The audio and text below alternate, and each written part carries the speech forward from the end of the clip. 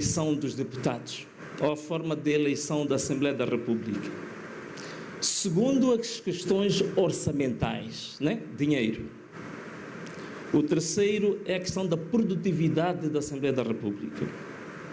A quarta é a questão da iniciativa legislativa. E, por último, a relação ou o papel da sociedade. Primeiro, como toda a gente sabe,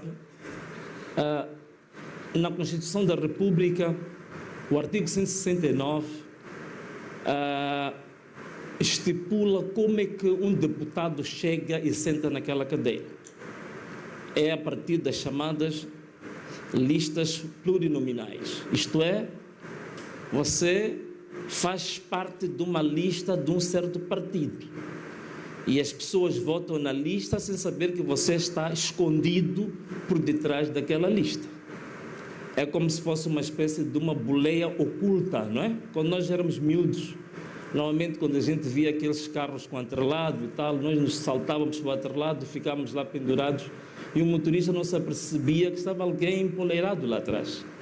Então, é mais ou menos assim como um deputado chega, entra na Assembleia da República e se senta. E este problema levanta outra coisa, é que não se exige a partida nenhum critério específico ou nenhum esforço particular para você chegar e sentar e dizer que é deputado. Logo, quem está ali sentado deve obediência a quem manda na lista. Então, exigir depois que o deputado seja imparcial, seja probo, tenha iniciativa, tenha produtividade, estes elementos ficam elementos secundários, porque a primeira e a mais importante preocupação do deputado é agradar aquele que manda na lista. E, sobretudo, quando começa a pensar que pode renovar o seu mandato. Então, o que mais importa é a lista, é o partido e não o deputado. Então, se a gente de fato quer um certo equilíbrio entre o executivo e o legislativo, é preciso pensar como é que esta pessoa senta lá, como é que ele chega ali. Bom, muita coisa se pode dizer sobre isto. Qual é a proposta em concreto? Há muitas ideias, há muitas teorias à volta disto, mas eu sou muito favorável a começarmos a pensar nas chamadas listas uninominais. Quer dizer, como acontece no Brasil, nos Estados Unidos, o deputado apresenta-se, ele diz que você vai eleger o Venâncio, vai votar no Venâncio, não na lista A, B, C do partido X, Y e Z. Temos que começar a pensar nisto. Há quem diz que vamos fazer uma forma transitória às tais chamadas listas mistas, quer dizer, uma parte dos deputados eleitos por via da lista plurinominal, outros deputados eleitos pelas listas uninominais. Bom, mas estão aqui lançadas a primeira dimensão que eu acho que é importante refletir nela, senão nada feito. A segunda dimensão orçamental. A lei orgânica da Assembleia da República, o artigo 15, diz que a Assembleia da República tem autonomia financeira. Mas o que acontece é que, primeiro, a Assembleia da República debate e aprova em resolução o seu próprio orçamento.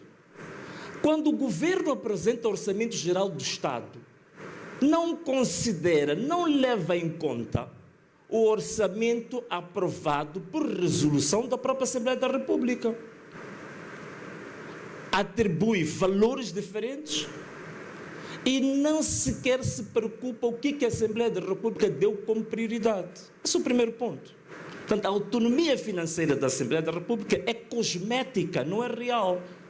Depois, a execução orçamental é outro problema.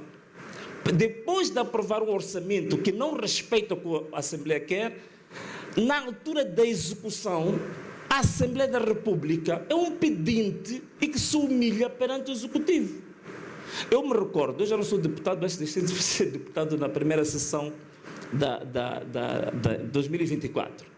Eu me lembro dessa altura que os deputados normalmente têm um período que vão fazer aquilo que é fiscalização da ação governativa, que é a terceira dimensão da função ou da competência do deputado. Diziam que os deputados não tinham como ir fazer a fiscalização porque o governo tinha definido que tinha outras prioridades. Então, esta é que é a relação real que existe entre o Executivo e a Assembleia da República. Se este nó não for desmanchado, tudo o que a gente for a discutir é apenas um exercício de entretenimento. Portanto, é importante que a autonomia financeira da Assembleia da República não seja só cosmética, seja real. A Assembleia da República tem que aprovar o seu próprio orçamento e o governo, se quiser colocar questões, tem que negociar com a Assembleia da República, não impor. E a execução tem que ser feita pela própria Assembleia da República, não precisa. Para comprar uma cadeira, tem que ir pedir ao Ministro das Finanças disponibilidade. Para reparar um ar-condicionado, tem que pedir ao Ministro das Finanças disponibilidade. Isto não funciona. E digo isto à Assembleia da República, eu acho que isto também é válido também para o Poder Judicial. Mesma coisa. Dizem que os juízes gostam de estar numa boa, nas cidades, não querem ir ao campo, não sei o quê. Você vai ao campo, o juiz é um capacho do secretário de Estado. Para ter a sua casa mobilada depende do secretário de Estado. Para ter a sua segurança depende do secretário de Estado. Então, não pode. A execução orçamental, a aprovação e execução orçamental deve ser verdadeiramente autônoma. Aprovou-se um montante para a Assembleia da República, o valor tem que estar disponível.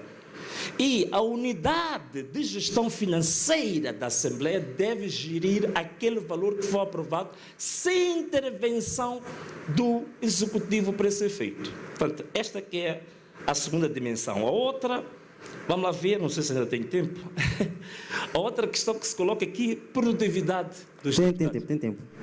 Produtividade dos deputados.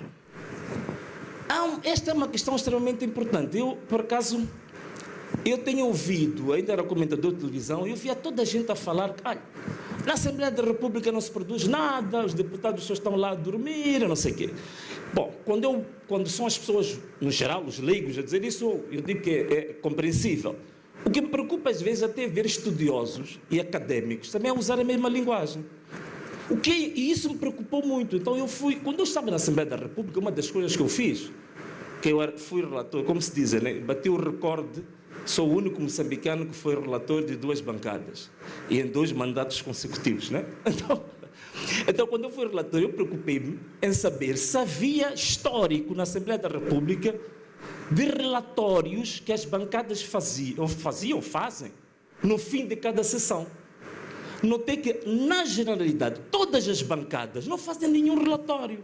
Termina uma sessão, não há relatório nenhum. Então, introduziu relatórios em cada sessão para entender como é que a minha bancada está a produzir.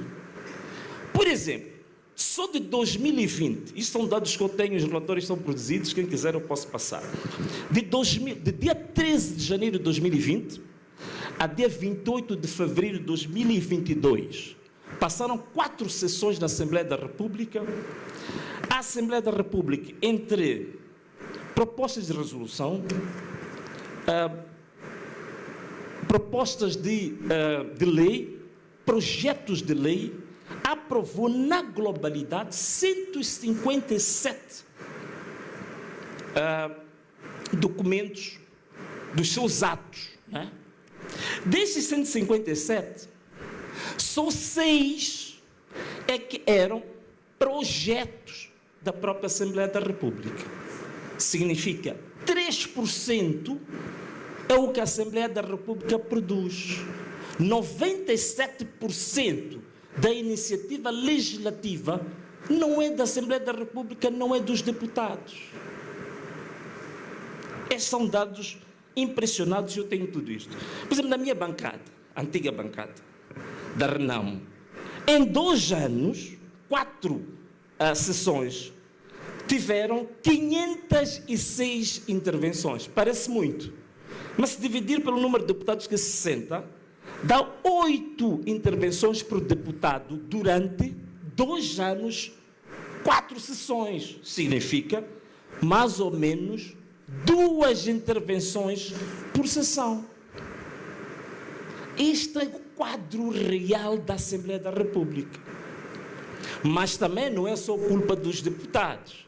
É que a própria Constituição e o regimento diz que para iniciativa legislativa, o deputado não pode fazer uma proposta, não pode apresentar uma iniciativa legislativa que possa ter impacto para reduzir a receita ou aumentar a despesa. Isto é, o deputado tem que apresentar o impacto orçamental.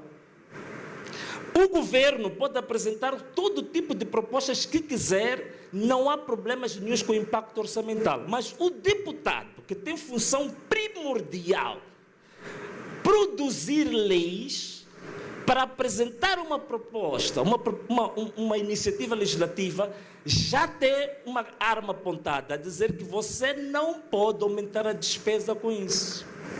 Isto tem que ser alterado. Portanto, isto tem que ser absolutamente revogado, isto. Portanto, a função do deputado, se não for produzir leis, é para produzir exatamente o quê? Aqui uma proposta concreta em relação a esta matéria. Por fim, há também uma dimensão desta questão que não passa essencialmente por olhar pelos deputados ou olhar pelo executivo. Como é que a nossa sociedade encara esta questão da supremacia do executivo em relação ao legislativo? Porque se a Assembleia da República é uma Assembleia representativa do povo, então significa que a atividade da Assembleia da República, em nenhum momento, nós como povo ou como população, podemos dizer que isto é um problema deles. Não é. Porque se é uma Assembleia representativa nossa, significa que tudo o que eles fizerem, em determinada forma, nós estamos identificados, estamos linkados a isso.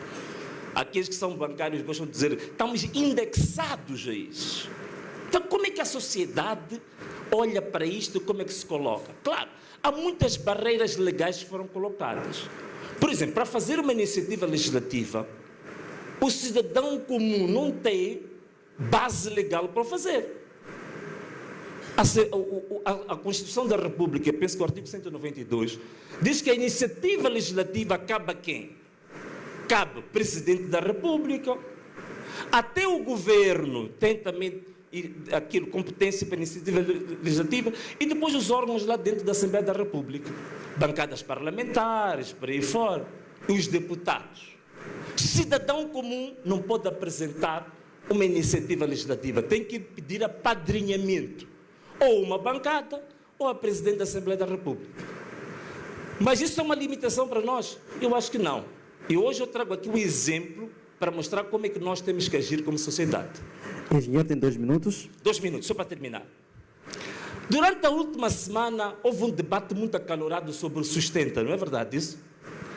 Então, todo mundo falava de Sustenta, nas redes sociais, debates televisivos, em tudo que é lugar, nos bares, nos cafés, por aí, todo mundo falava de Sustenta.